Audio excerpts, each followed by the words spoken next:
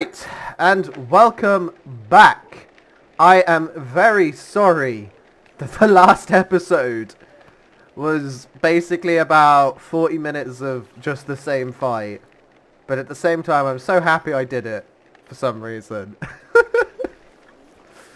And we've got the depressed giant back. Let's fucking go. uh, I find it odd that... I mean, I guess I understand, but I find it odd that they've sort of made this game as if it's a separate game, even though it's very clearly like they've done the tutorials and they introduced the Varl as giants, and then they're like the giants are called Varl in this world. You know, they did that whole thing, as if there are people who genuinely are playing this game who haven't played the first game. I mean, I get that that's a thing for like Mass Effect and all of that, but this isn't Mass Effect. Also, I noticed in the last episode my voice was a little bit quiet, so I'm just going to do that. There we go. When traveling merchants, the traveling merchants are surprisingly well stocked. Oh, let me just. The traveling merchants are surprisingly well stocked. Ubin, the old Varl, dubbed Shrivener, says, "Since Beauregard, our numbers have grown. People have scavenged for food and eaten it too. Regardless, we'll need plenty of supplies considering our destination."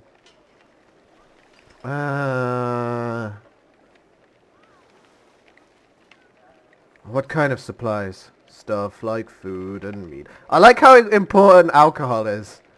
Meat for the trip. The merchants have a few interesting items as well, but folks can't eat those in lean times. You'll have to choose wisely. Even your renown will only stretch so far. Did they just like roleplayify the gamified aspect of the game?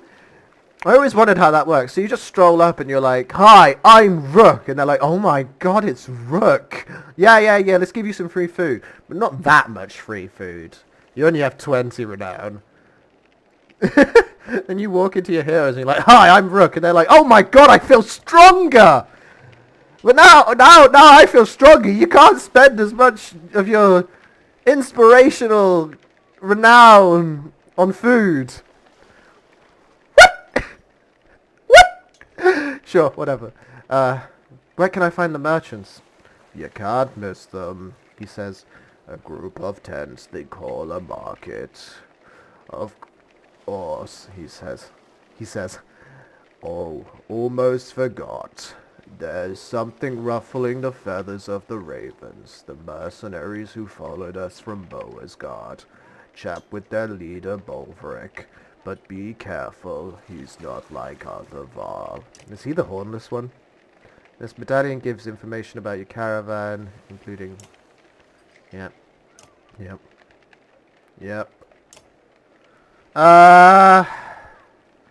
To be honest, I don't care about any of these. Oh my god, this really is an expansion pack.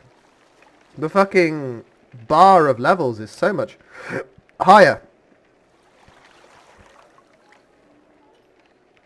Okay, so to be honest, like, this seems to be a really good deal. In the last game, I took some really bad deals when it came to one renown gets, looking over it. So since we're at the beginning of the game, I'm actually going to spec a lot into getting food. Get as much food as possible, so when the hard days come later on, I'm hopefully well stocked. Yeah. I don't want to do any of this. Because, well, some of this looks interesting. Oh, wow, yeah. Oh, wow. Wow. I'm actually looking forward to see how the power creep is going with the level ups and shit now. Oddleaf! Where's the heroes tent? I wanted to invest into heroes, but that's fine, I guess. Alright, Oddleaf, let's see how you're doing. Oddleaf, your former chieftain's widow is demonstrating fletching an arrow to a few people as you approach. Give us a moment, will you? The group walks away as Oddleaf stands and wipes loose feathers from her tunic. I doubt you're here to explain your actions with the dredge. I miss her let. I can only imagine. She watches you in silence, not pressing you to continue. Eventually she changes the subject. I wanted to discuss the clansmen. They're not good at scavenging for food. They're good at scavenging for food while we travel, but we could always use more fighters. But training them takes time. I'm not sure we have that much to spare. Then you'll just have to find a balance that works. We're okay for now, but who knows how our needs will change. I see. Thanks. You turn to leave, but Oddleaf places a hand on your shoulder. We should talk, Rook, at some point. What is this? This is talking? Talk about what? You. Not you, the leader, but the man I knew from Skoger. She gives you a faint smile and returns to her fletching. Ooh! Ooh! Let's have a look over here. So is this... Look at all those dead boys. Weak caravan morale causes -1 willpower, yeah. I probably want to rest to improve the morale, actually. Okay.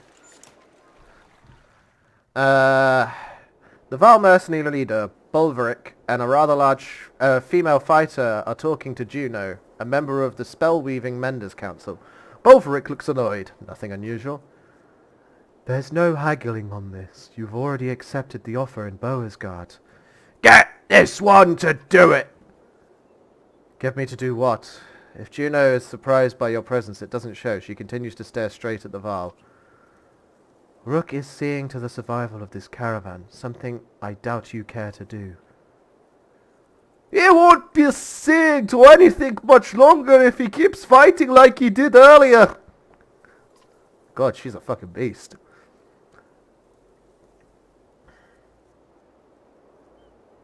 Again, what other task are you talking about? That determination will see people safely to Arborang, but with respect our discussion stays between us for now. Her look at Bolveric says she expects him to keep it private. Ivan needs my help with healing the wounded, but we should leave soon. See Hakon at the dock when you are ready. Juno leaves without another word. Fine, Valka, one of these days Claw and Fang will get bloodthirsty for Spellweaver blood. Claw and Fang? His axes! The large axe heads are polished, the blades sharp, and the cheeks scarred from plenty of use. But it's the grey handles that stand out. They are unlike anything you've seen before. How long are you going to let Juno tell you what to do? You avoid his goading. Only to Aberang. Then it's King Meinolf's job. Like he's got the answer to any of this. He'd really piss himself if he ever saw a dredge. The pig-tailed fighter laughs. Have we met? Oh my god, her eyes. They look fucking terrifying. I'm Fulka, a shield maiden in charge of keeping the ravens alive. Why is she a Jamaican all of a sudden? Fuck it, she's Jamaican now.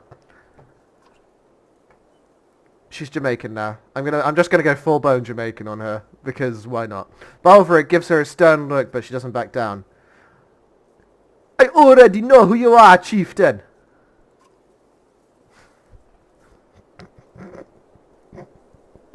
My life is a fucking shambles. Oh my god. Do you have a better idea than Aberang? Yeah, make a new plan. You think some wolves and a king are gonna save you? Bolveric snorts and turns his attention to a large sealed cart behind him. His bare cloaked back indicates the conversation is over. Oh, he seems like a bit of a loose cannon. I'm scared he's gonna backstab me. Yeah. I don't want to rest anymore. The wooden planks of the well-used dock creak as you walk across them. Hakon, warrior recently acknowledged as king of the Val, paces on the dock. He says as you approach. Commanding the daughter is one thing, but deciding how to be chickens is... This is nice, though. I like how we're in the second game, but most things seem familiar with just a few little additions. I'm just as lost as you are at this. Is that so? Hakon says. It seems like you were born to lead this village. Maybe Val are more yox-headed than just our horns. His laugh rumbles through the dock. Well, as well as we're going to get, let's sail.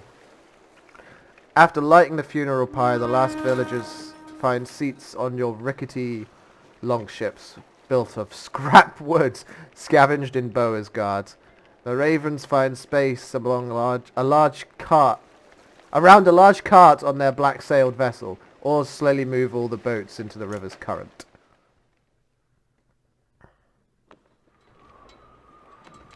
Oh, this is cool. This is different. I like this. Very cool. I can't make camp for obvious reasons. Oh, this is nice. I have a lot of supplies now, which is nice. Alo looks ill. I can't remember what voice I had for him, actually. At least it's not the brackish sea, he whispers to himself as he steps around rowers and baggage to speak with you.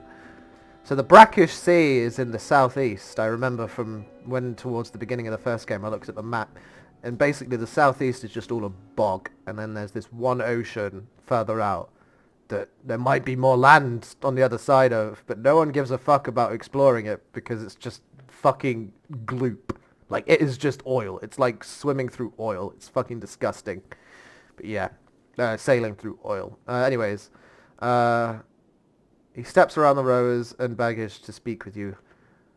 I'm not sure we're all built for aquatic... He looks more hardened to the voice I'm giving him, but apparently he's a poet, so I'm going to give him a poet's voice. I'm not sure we're all built for aquatic voyages, he says. And I hear Aberang is quite a distance away. My people could use a few hours rest on solid ground. The helpful looks from the others... Dude, we're not even past your fucking village yet! The hopeful look from the others sway you, and you signal for the ships to make land.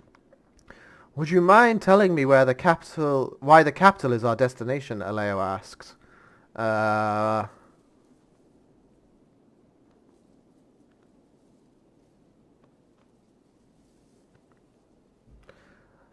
The Valk of Juno says the Menders can protect us. Menders? The Scald's shoulders slump. We were all hoping for something more substantial. He realizes Ivan and Juno can hear him. I thank you for healing my people, but we are talking about an army of dredge. The Valkyr and her apprentice share a smile, but say nothing. Dredge, Aelor says, almost in awe. Man and Val's storied foe from so ever long ago. But they're real, and here. How have they made it so far south? His glance at the Val is met with both anger and shame. The longship rocks gently, and the Scarl grabs a rope to steady himself. If only we had the fabled horses to ride upon. Oh yeah, so horses in this universe, basically, not extinct, but we just don't fucking use them because the fucking centaurs got really offended and started a war over it, and then went and started killing all of our horses and kidnapping the ones they could. So now all the horses are with the horse people to the south, which is kind of weird if you think about it. It'd be like humans looking at monkeys and being like, ew. Oh, it's so weird. I don't know. I find it odd that all the horses haven't been saved. But they got replaced by a beast called yoks, which are basically just giant oxes from what I hear. I can't remember if we've actually seen any. I think they pulled the caravans. But yeah, horses would be good. I like that this sort of hints at the fact that we are going to be seeing horse people in the future, as shown on the in the front cover. But yeah, if only we had the fabled horses to ride on, we'd outpace the dredge and be on sound footing. His dramatized misery is almost as amusing as his thanks when he steps back onto land. Morale improved. So yeah, I'm going to enjoy this first half of the game when we just suddenly stumble upon supplies and morale and everything, and it's just nice. Because the first half of the game was really nice. Yeah, so this is the brackish sea. Here it is. You just don't sail through here.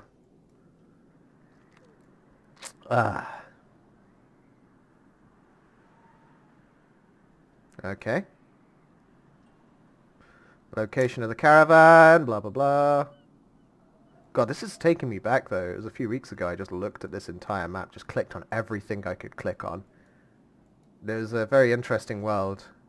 Prior to arriving at Elo's village, the caravan hurriedly embarked from Boasgard. So yeah, this is just a recap of the first game. Oh shit, I didn't turn Discord to private. Fuck. Oh god, it's going to be just non-stop now, isn't it? Where's my phone? If it bings again, I'll turn it off. Yep.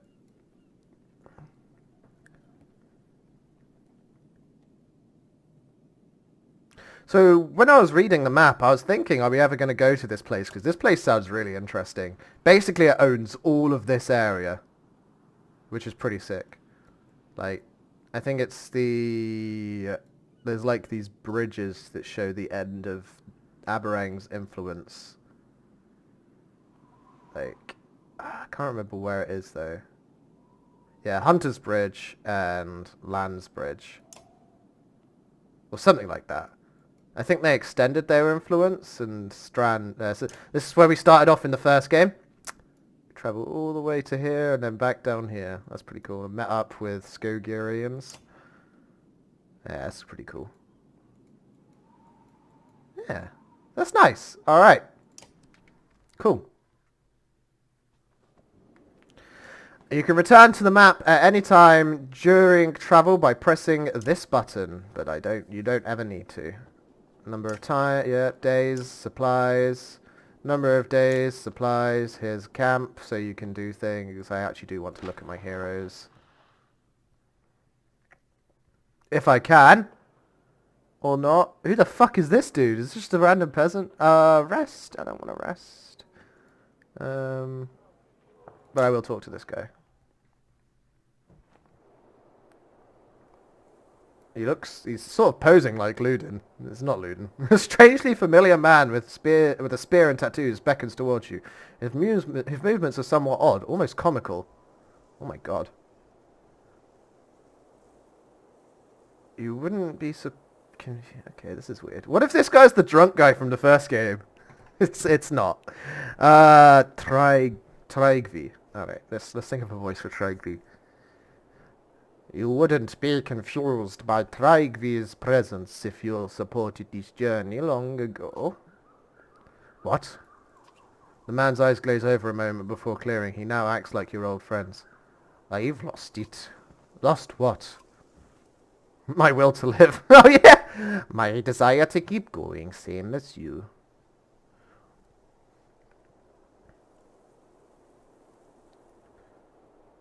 I understand, but we have to keep moving. Bah, you don't really mean that. But you did once, and will again, unless you go down with your ship, Captain. Trigvi starts laughing. It's disturbing. As you walk away, you hear him singing. Yellow and blue, light to you, light to you, light to you. Alright, that's not ominous foreshadowing. Alright, yellow and blue. Is that this guy? Or is that green and blue? I'm colorblind, by the way. I find greens and yellows very hard to distinguish. But I guess that's foreshadowing of this clan. And I think this guy is the Aberang. I think this might be Lud. But Ludin's a good boy. No, this is cool, though. Look how many people we got. I do like looking over these things. And I really like the artistic way the trees are represented in this game. Is that Oddleaf down there? Yeah, I think so. That's cool. I like looking at all the little mini details. Yeah, so that's a Yox right there. And apparently Val are literally half human, half Yox. Like, the god made them by combining the two. And then made them nearly immortal, I guess. Yeah, this is cool. Well, it's nice to see all the different clans and all of that. When a day passes, can I not just leave camp? Do I have to actually rest? I guess it's going to show me what rest means. Yeah. Okay, yeah, sure, why not? I mean, a bit of extra morale isn't going to hurt. Alright, let's see who I've got here. Oh god, it's the entire cast. What do you do? Yeah. Impale. So he's literally just Ludin. Each kill the character make... Yeah, he is literally Ludin. Oh my god. Okay, so we have all our items from the first game. Oh god, we have everything from the first game. Aside from a let! Oh, that actually hurts! Oh, that fucking hurts! Oh my god. Do we have a let's... Oh, that is a fuck... That goes straight to the heart. That goes straight to the heart. Honestly, I don't give a fuck about Trigvi. Everyone knows it's our boy Ludin. It's all about Ludin. I want to see what this guy's ability actually does. Tale worth telling. The character exalts his target for feats of strength and heroism. His words buff an ally for 1 round ending, 1 damage for every 2 strength the enemies. Oh. The bows have no effect if the buff ally attacks an enemy of equal or lower strength, so picking the right target is important. Dude, that's crazy though, because that means like you could essentially really mess with someone with high armor. Range only increases the range instead of the actual strength. Scald Song. This character adds 1 power to all willpower, standing 1 tire. Whoever deals a killing blow. Ooh. So you actually kind of want to get him in close. Effective use of this would keep your heroes from tiring in combat, so keeping him in range of other fighters. So I probably actually want to increase his armor. Because he wants to stay in the middle of the fight, but also not be the main character of a fight. But this is kind of insane, because this basically means that if I put this on, like, Hakon, then armor, it basically just means that Hakon can really, really cut through armor. This guy's got nice health stats for a human. I probably want to increase that by 1. What is this? Whoa! Whoa, whoa, whoa, whoa, what is this? Yo! This is new. Okay. Must max stats. Okay. This is interesting. Plus 5% to avoid strength attack. Okay, that makes sense. Bonus hit chance. Okay. So we can promote past level 5 now. That makes sense. Hunker down.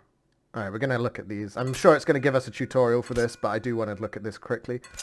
Plus 25 to regen, plus 1 armor per turn. Holy shit, that's crazy. That's crazy. That's fucking crazy! You only need rank 1 as well. Like, that's fucking crazy. Hunker down. 20% to resist, 1 armor damage. That's not brilliant, but, like, I'd imagine this is good for archers. Like, the archers who occasionally take a hit and then run away, and then they can sort of just regenerate over time. And then this is better for tanks who can just occasionally just say, fuck you, I'm not taking any damage. Yeah. Okay. Okay.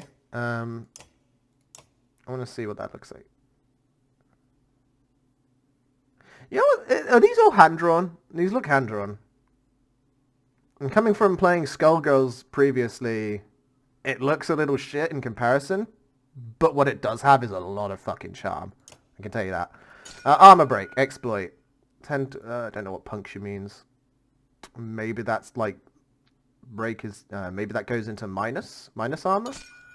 And divert. A small twist can turn a crushing blow into a avoid armor attack. Wait, what? So is that just basically the same as what I was getting from this? Hunker down? But with a lower chance, but also completely. That's odd. So you can spec into break and then still go tanky. Alright, fair enough. Dodge and lucky shot. Defy to avoid any killing blow. I probably don't want to, like, that's cool, but... Oof, 50%. But, like, you don't... It's misleading, because you don't ever want to be in a situation where you will take a killing blow. Does it reduce you down to 1 health as well, is the question. Probably not. Stubborn. Plus 20 to regen. What's regen? You regenerate health now? Is that a thing? Also, that's insane. Yeah. Stubborn is better than Defy. Massively. Strength is both damage and health. Yep. Robust. Resist 1 strength damage. That's just good for the tank. Bonus crit chance. I don't know what crit chance is. Like, we saw it pop up once or twice on some items in the last game, but I don't think it ever actually triggered.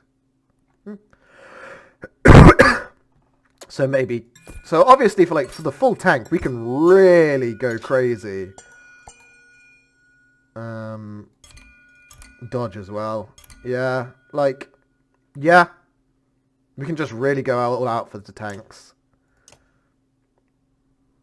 36 out of 11. Jesus fucking Christ. Are you alright there, Rook? We got a price discount as well. Cool. That's good. It's cheaper now. That's nice. So when I level up, can I just click on that and upgrade that instead? I would imagine so. So how much is it to upgrade these guys? Cheaper. I definitely want Hakon. Ivor, no? No Ivor? Can't use Ivor? I want Ivor. Why can't I use Ivor? Maybe he's not in the game yet? I don't know. I guess we'll use Mogir for his tankiness. And once he starts to level up, I might actually just level him up now. We'll just spec into that. Give him more armor, give him more strength. The willpower just isn't that important to him. Maybe I'll give him armor and armor break. He isn't actually ever going to be that strong, but he's going to be tanky forever. Maybe. Oh, Ivor's already there! Okay. You didn't see anything.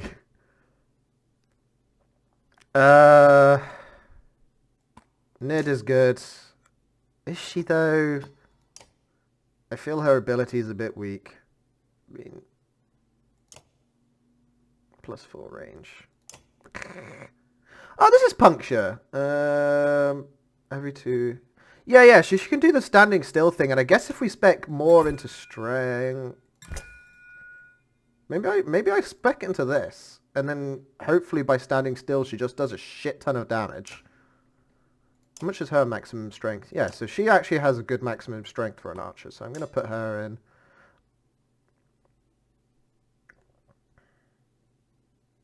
I want Rook in. I think I want Hakon. I want Ikiel, but at the same time I want... Mogan, you're still a thing. Oh, you leveled up! Sure! Might as well spend that XP. Put that into strength. Points available. Actually, I'm going to check. Points available. I could just do that. He was just a single oversight. Okay, so now the question is, do I want Ekiel or... I want Ludin just because he's fucking cool. I want him to be a badass motherfucker. Look at this guy. Wait, whose stats are actually, at the end of the day, better? 12, 9, 12. They both seem to be pretty much identical, actually. I think it's going to be a low. Akil is alright, but I want something new. Akil's really good. He's not just alright. This guy's really tanky, though. I want him in. Maybe I put him in over Hakon. I don't know. But for now, we will level up her. And give her Artery Strike. Just because I can. Just to confirm. Maybe I want 1 level in that, actually. Yeah. Yeah, I think I'm happy with that. And with that, we're going to continue along in the next episode. Thanks for watching. I'll see you in the next one. Goodbye.